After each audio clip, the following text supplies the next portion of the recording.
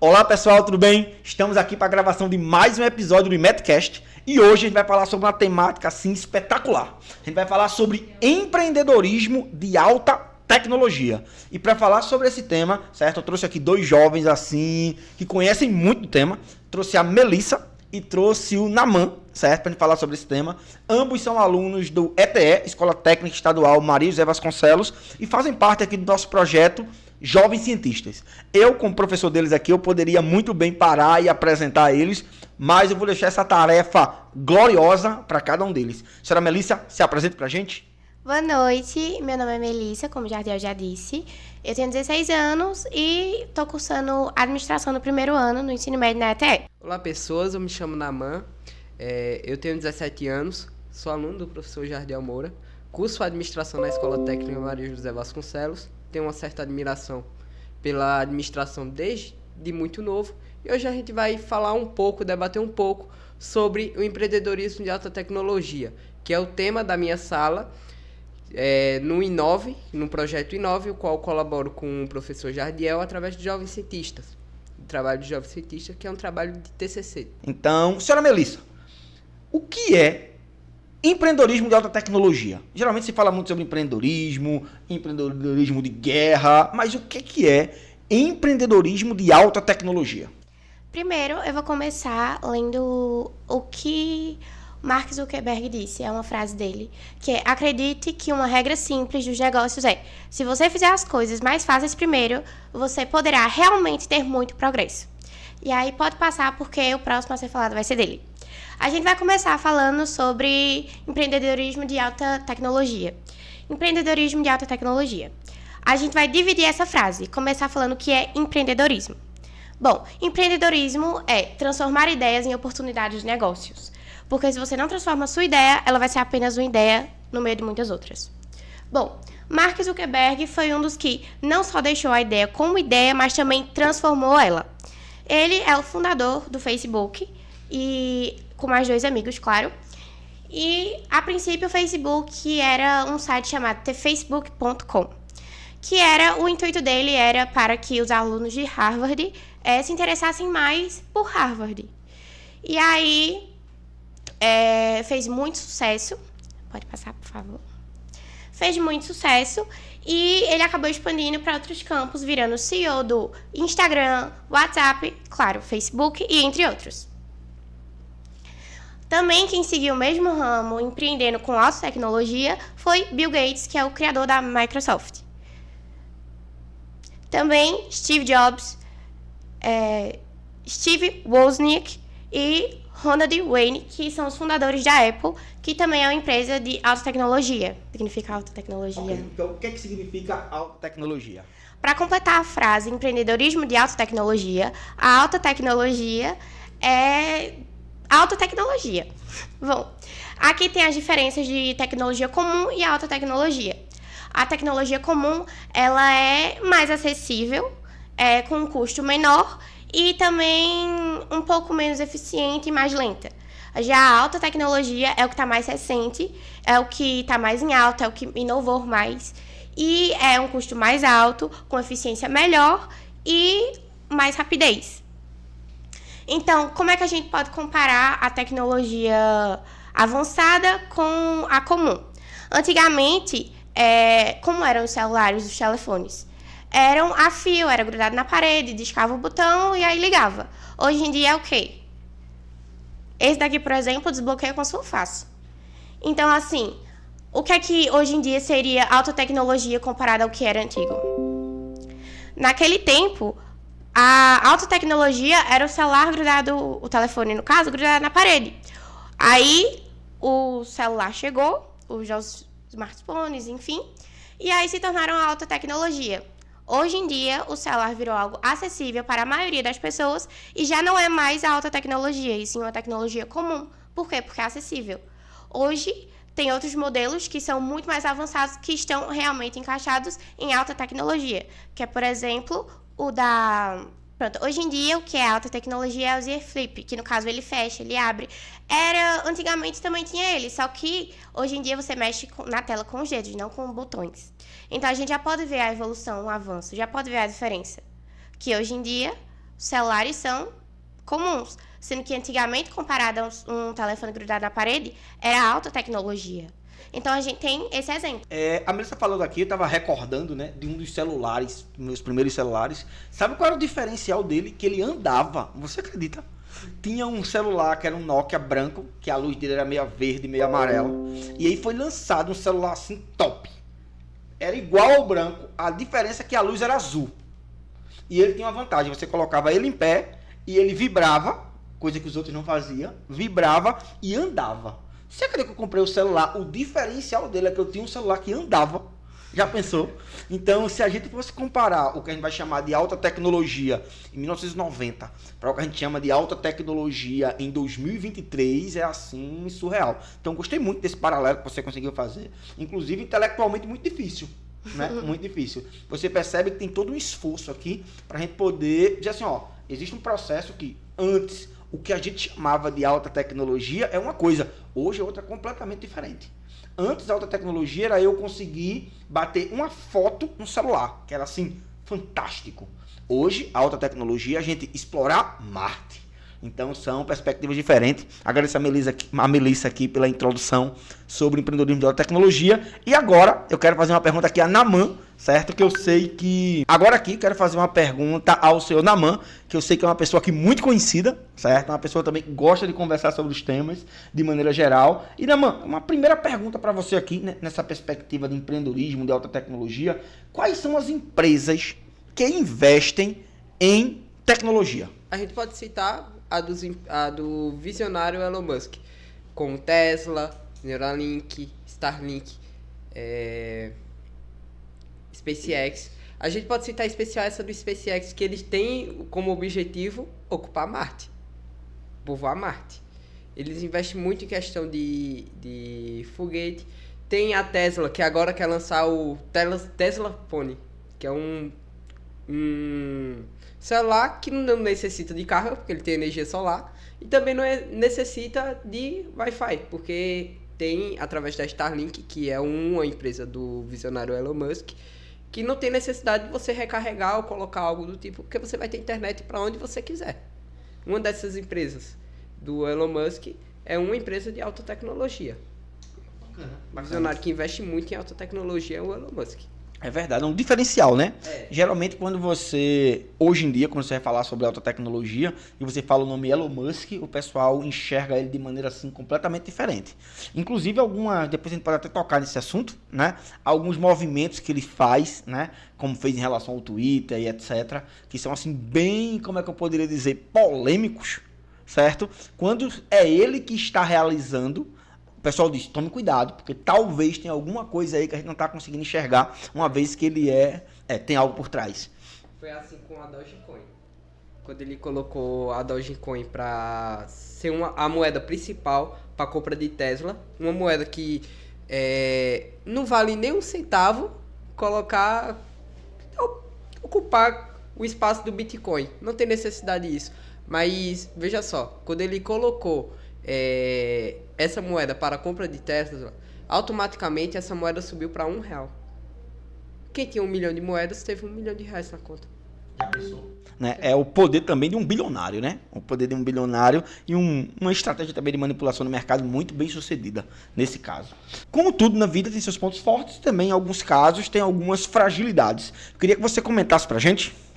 Bom, eu trouxe aqui no slide que um dos diversos pontos positivos, no caso, é ganhar comodidade com eficiência e automização dos processos. Por exemplo, você pode colocar uma máquina, uma inteligência artificial para fazer um trabalho que você demoraria muito mais tempo, enquanto a máquina vai fazendo, você pode fazer algo que ainda não foi conseguido fazer pela máquina, ou seja, algo manual. E no caso, você teria tempo para fazer outras coisas enquanto a máquina trabalha para você. Também tem perder menos tempo com recrutamento e seleção de pessoas. Isso também envolve menos gastos. Porque, vamos supor, você compra uma máquina de contar dinheiro. Você não vai precisar estar perdendo seu tempo, não perdendo tempo de certa forma, mas assim, podendo usar o seu tempo para outras coisas. Você não vai ter que estar lá presencialmente fazendo entrevista de emprego para uma pessoa, para contar o seu dinheiro, para pagar ela todo mês um salário mínimo ou até mais, sendo que você pode investir em uma máquina por um valor simbólico. R$2.000 que vai estar lá contando o seu dinheiro na hora que você quiser, quando você quiser e da maneira que você quiser. Também tem analisar com precisão e dados dos desempenhos das atividades, que os humanos podem fazer isso? Podem. Mas por que fazer se tem uma máquina que pode fazer por mim? Que pode ser muito mais rápido, na hora que eu quiser. Isso também entra o gerenciar informações a qualquer hora e qualquer lugar. Tudo bem, é muito bom a gente ter pessoas trabalhando pra gente. Mas, meia-noite, se eu precisar de algum dado, alguma informação, eu vou ligar para a pessoa, sendo que eu posso ter muito bem uma máquina que me diga na hora que eu quiser, onde eu quiser e do jeito que eu precisar? É verdade, né? Cabe aí uma reflexão gigantesca, né? Muito vai se discutir sobre isso, né? Principalmente quando a gente começa a falar, né, sobre inteligência artificial e outros processos, né? Inclusive que é a temática aqui que o Naman traz para a discussão da gente, né? Para discutir, por exemplo, um pouquinho sobre inteligência artificial, chat GPT, entre outros. Então, Naman, queria que você nos esclarecesse aqui, certo? Para nossa audiência que está aqui assistindo a gente aqui nesse momento, onde foi que surgiu, certo? A questão da inteligência artificial e do chat GPT. Falando de chat GPT, ele surgiu com um objetivo de levar a informação de uma maneira mais rápida para o usuário e de uma linguagem complexa. Bom, o chat GPT hoje em dia é usado mais pelos estudantes, por exemplo, para criar redações, criar trabalhos, seminários e etc. Bom, o ChatGPT teve uma participação de até um visionário que foi o Elon Musk. Porém, ele saiu do conselho, ele era conselheiro da OpenAI, acho que é assim que fala. Ele era conselheiro e acabou saindo do conselho da OpenAI pelo fato que achava que lá no futuro isso daria conflitos. Então a gente tem que aguardar e ver se realmente vai acontecer alguma coisa que chegue a quebrar essa empresa, que é a OpenAI. E como é que você acha que vai ser a inteligência artificial no futuro, Naman? A inteligência artificial no futuro. Eu acho que a inteligência artificial vai ocupar certos espaços que o ser humano vai acabar sendo substituído. Em algumas tarefas, com certeza, isso, né? Em algumas tarefas, não em todas. Não em Porque todas. se você sabe que tem people skills, alguma coisa assim, que é aquele ser humano, aquele funcionário que não é substituído por máquina. Sem dúvida nenhuma, né? Existe esse. A gente pode chamar de people Eu skills, acho que é esse. soft skills e hard skills, Isso. né? Inclusive foi um seminário, viu? Foi um seminário aí, ninguém pode dizer que não ouviu falar. Eu dei uma aula assim exclusiva sobre isso, né? Sendo as hard skills, o que ele vai chamar de habilidades técnicas, ou seja, utilizar o Excel é uma hard skill, né? Utilizar um programa de computador é uma hard skills. O que seria uma soft skill? Seria você se relacionar com pessoas, trabalhar em equipe, entre outras questões. Mas satisfeito com a sua resposta aqui, Naman. E a gente voltando um pouquinho para empreendedorismo de alta tecnologia. Se existe uma coisa que todos os negócios precisam ter, é o que a gente vai chamar de investimento em alguma ação de marketing propriamente dita, né? Nenhum negócio que de maneira geral separa uma parte do seu recurso para marketing prospera. Pode ter certeza. E acredite, esse é um erro comum, viu? A pessoa pensa em fazer tudo na empresa. Ela pensa onde vai ser, onde vai comprar os melhores produtos, quem serão os seus fornecedores, quem serão os seus clientes. Prepara uma fachada incrível, cria um business espetacular. Diga o que ela esqueceu. Como divulgar a alma do negócio. Como fazer isso. Então, e as empresas de tecnologia, senhora Melissa? Como é que elas estão fazendo o seu marketing? Bacana. Uma coisa importante aqui, que eu vou fazer aqui um recorte aqui, né, de maneira mais geral, que eu sei que você empreende, não é isso? Você empreende aí, certo? Falou um pouquinho sobre o seu negócio, inclusive, foi lá e acessou. Isso é muito importante, sabia? Justamente quando a gente tem alguma atividade empreendedora, aquela atividade empreendedora acaba virando referência. Veja que na hora que você precisou acessar um conteúdo, ela acabou emergindo, né? Como é que é ser empreendedora? É bem difícil. Porque, assim, no começo é algo novo, você tá ali, tranquilo. E aí você inventa em empreender. Beleza. Aí você vai indo, tá indo tudo certo, depois decai. E é aí que muita gente desiste. Porque acha, não, tá indo tudo certo, vai continuar assim. Empreender é algo que não é constante. Uma hora cai, outra hora volta, outra hora cai, outra hora volta. E é assim mesmo. E também é muito relacionado ao marketing, que é a alma do negócio. Tem muitos tipos de marketing que Tem um inbound marketing, um outbound marketing, que eu posso até falar deles, explicar deles, se o senhor quiser. Pode ficar à vontade. Para o seu Já coração. abordo eles. Bom, eu trabalho com unhas de gel, inclusive o arroba é Melissa Rodrigues, _nails. Bom, eu trabalho com unhas de gel, alongamentos em gel. E no começo, a agenda estava cheia. Mas aí depois foi decaindo. Depois enchia de novo, depois decaía. E aí, onde muita gente desiste. Porque, como você trabalha com o público, é algo que eles que têm que vir atrás de você, você não tem muito controle daquilo. Mas como é que eu prendia mais os meus clientes fazendo marketing?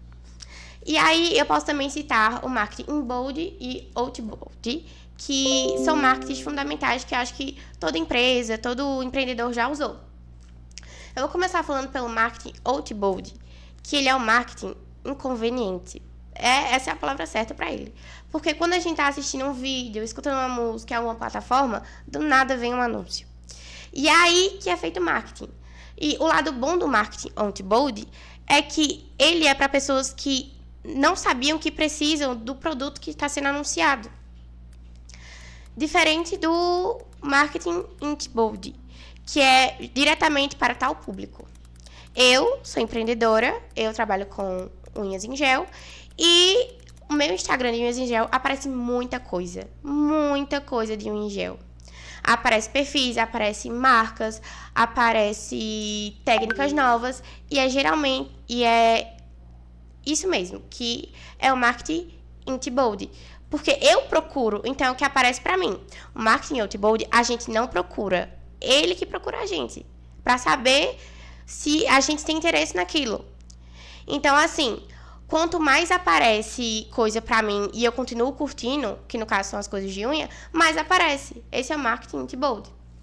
E aí, nesses marketings que tem, muita gente gosta de usar o marketing outbound, que eles são 5 processos. Que o primeiro é atrair, que quando atrai a atenção do cliente para aquilo que ele realmente quer, vamos supor, apareceu um gel para mim, só que da maneira de marketing outbound.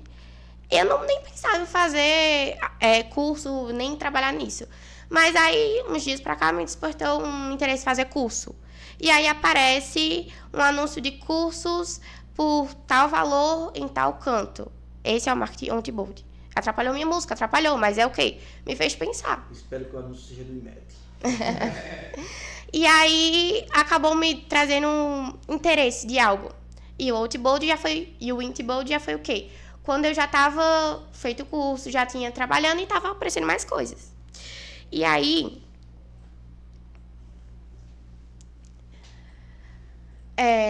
o inbound as 5 maneiras que você consegue fazer a venda do seu produto, vamos supor, um gel de unha, é atrair a atenção do cliente. Já consegui atrair, já tenho 10% de chance de fazer a venda. Consegui atrair, agora é converter. Porque não é porque eu atraí que eu despertei o interesse da pessoa comprar o meu produto. Quando eu consigo converter, fazer um marketing, uma propaganda tão boa que desperte a vontade da pessoa comprar o produto. Não só olhar, mas sentir a vontade. Tem o relacionar, que aí é quando você está com 50% de chance de venda. Porque o relacionar é o quê? Eu consegui fazer com que o meu marketing chamasse a atenção suficiente, que despertasse o interesse da pessoa comprar o meu produto. E aí que a pessoa pergunta quais os valores, quando pode ser parcelado, como é que usa, onde eu posso buscar. E aí pode acontecer a venda, que é o quarto item. Quarto item. E aí depois você analisa o quê? O quinto é analisar, que é depois que ocorreu a sua venda, você conseguiu fazer a sua venda. Como foi que ficou os seus gráficos? Depois de tal venda, a pessoa recomendou para outras pessoas e você conseguiu vender mais e mais? Ou não? Então, isso é a diferença de inbound e outbound marketing. Excelente. Uma resposta completíssima, né? Então, fico feliz, certo? O que você falou pra gente aí, a gente poderia desenhar em forma de pirâmide, né? A gente chama de pirâmide de consciência. 100 pessoas nessa sala. Quantas pessoas conhecem meu produto? 10. Então eu vou anunciar só para esses 10? Não, eu tenho que anunciar para todo mundo, para até aquela pessoa que não tem nível de consciência nenhum sobre o meu produto, em algum momento ela precisa ser acessada. Agora, evidentemente que aí tem todo o investimento, tal e etc, certo? Mas gostei da construção. Então, eu tenho que fazer esse registro aqui, eu tinha até anotado, mas avançando. Naman, a gente está falando sobre empreendedorismo de alta tecnologia. E com uma grande personalidade, né, dessa área de empreendedorismo de alta tecnologia, a gente tem ninguém mais, ninguém menos do que Elon Musk, como você explicou aqui pra gente, de maneira muito positiva, né? SpaceX, Tesla, Neuralink, Starlink, é a ponta da lança, o cara. Sem dúvida nenhuma, a ponta da lança. Mas ele vem passando por uma polêmica que, inclusive, muitas pessoas que eu conheço, né? A Melissa também está aqui, a gente já teve essa conversa de maneira anterior. E com você também, já teve essa conversa. Ele foi lá e trocou aquele passarinho do Twitter, que me é simpático, e é simpático também a muitas pessoas, pelo X. O que é que você acha disso? No dia 27 de outubro de 2022, o visionário Elon Musk comprou o Twitter no valor de 44 bilhões de dólares. Muitos falaram que esse valor conseguiria acabar com a fome no mundo. Porém, foi algo momentâneo. Foi uma polêmica que acabou sendo abafada. Bom, com o decorrer do tempo, acabou que o visionário mudou o nome do Twitter para X. E ninguém ficou sem entender isso. E no decorrer do tempo, recentemente, a gente tinha até debatido sobre o tema, professor, a gente ter colocado esse tema no projeto da gente. Sobre o X do Twitter. Por que o X do Twitter? Ninguém entende o X do Twitter. Bom, pessoal, o visionário Elon Musk tem esse plano desde quando ele era fundador do PayPal. Para quem não sabe, em 2009 ele criou o PayPal e apresentou essa ideia que, no caso, o X era para ser o PayPal. Apresentou essa ideia para o sócio, só que o sócio não achou uma boa ideia. Acabou... Não é nada de interessante para mim, o sócio falou isso. Acabou que ele deixou de lado, mas deixou com o domínio tudo pronto. Até que quando passou um tempo, ele viu que tem um Twitter, eu tenho uma rede social que já tem um público e tá tudo conforme isso que eu quero fazer. Bom, o Twitter, qual o objetivo do X do Twitter agora? A ideia do Elon Musk é que ele faça um super app, que nesse super app tenha banco, seja uma rede social, que tenha meio que tudo, seja tudo em um aplicativo só. A ideia do Twitter, do X do Twitter é esse. Porém, não tinha como continuar o Twitter, porque o Twitter já tinha um nome. Tá entendendo? Não tem como fazer um super app com o nome Twitter, que é uma rede social de texto. Que ele não queria uma rede social de texto. Ele queria criar um super app, que nesse super app teria tudo, agora tudo mesmo. Pagamentos, compras, rede social e um só. A ideia do Elon Musk é isso, que surpreendeu vários, mas por trás disso tem esse plano do X que aos poucos ele está conquistando. Que é X.com. Veja como é interessante, né? Quando você pensa em Elon Musk, a gente não está pensando na troca do passarinho para um X. A gente está pensando na construção de um super aplicativo. Pessoal, chegando já aqui ao final do nosso podcast, certo? Vou pedir aqui que a senhora Melissa faça aí suas últimas palavras aí pra gente. Eita, nesse podcast, certo? Melissa, o que é que a gente poderia dizer aqui à nossa audiência? Fique à vontade. Certo, obrigada. Eu queria começar agradecendo pela oportunidade. É muito gratificante estar aqui, muito importante também, é o meu primeiro podcast. Fiquei muito feliz e que para os que querem empreender, os que pensam em empreender, que até o senhor está fazendo um projeto sobre, né, para quem quer empreender. Então, assim, para vocês, não desistam, porque no começo vai ser 1000 maravilhas, mas depois vai decaindo, aí volta às 1000 maravilhas e assim vai. Não vai ser 100% sempre, vai ser 100, 50, 20, 100, 50, 20, e aí bate um desânimo e você quer desistir, mas não desista, porque pensem bem, se Elon Musk tivesse desistido, ele não estaria aqui. Se outros grandes empreendedores tivessem desistido, eles não estariam aqui. Tem uma frase que está no final do slide, que é: não desiste nas primeiras tentativas, a persistência é amiga da boa conquista, que é de Bill Gates, e a próxima fala exatamente sobre... que muita gente tem medo de começar por não ter um estudo. Por exemplo, para uma confeiteira começar, mas eu não fiz curso de bolo, mas ninguém começa do topo. entendeu? Você pode começar aos poucos e depois especializando. Porque aqui, ó, Steve Jobs, você pode encarar um erro como uma besteira a ser esquecida ou como um resultado que aponta uma nova direção.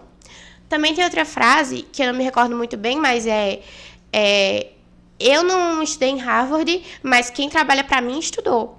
Então, assim, não é só você sempre estar no topo, você ter começado com grandes oportunidades. É aos poucos que a gente vai crescendo.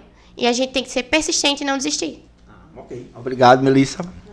Senhor Naman, que fica à vontade aqui, suas últimas palavras aqui no nosso podcast. Bom, pessoal, em especial eu quero agradecer o professor Jardiel pela oportunidade de estar no IMETcast. E como a minha colega Melissa falou sobre uma frase de Bill Gates, não desistir, eu quero falar um pouco sobre a frase de Elon Musk, que inclusive está na página 9, se vocês puderem ir lá visitar a nossa página e entender um pouco mais sobre o tema da gente. Vá lá. Bom, essa frase dizia basicamente o seguinte: eu não volto atrás. Se eu tivesse voltado atrás, se eu tivesse visto meus erros, eu não iria conquistar. A partir do momento que você tem um erro, não pega um erro como algo ruim. Esse erro você pode pegar ele para ser uma melhora até para sua empresa mesmo lá na frente e você não repetir ele. O fracasso, muito se fala do Elon Musk por causa do fracasso dele, quando ele tinha um sonho alto. O cara quer povoar Marte. Aí falaram o fracasso, que não iria dar certo, chegar o tempo de foguete subir, explodir, virar piada na NASA. Ele disse, cara, se eu fosse ver pelo fracasso, eu não teria conquistado isso. Eu não teria... a gente não teria lançado um carro no espaço, a gente não teria começado um estudo para ir para Marte, lançado um foguete para Marte. A gente nunca ia chegar nisso. Então, nunca pegue um erro como algo ruim. Esse erro pode te fortalecer lá na frente. Meu muito obrigado e até a próxima.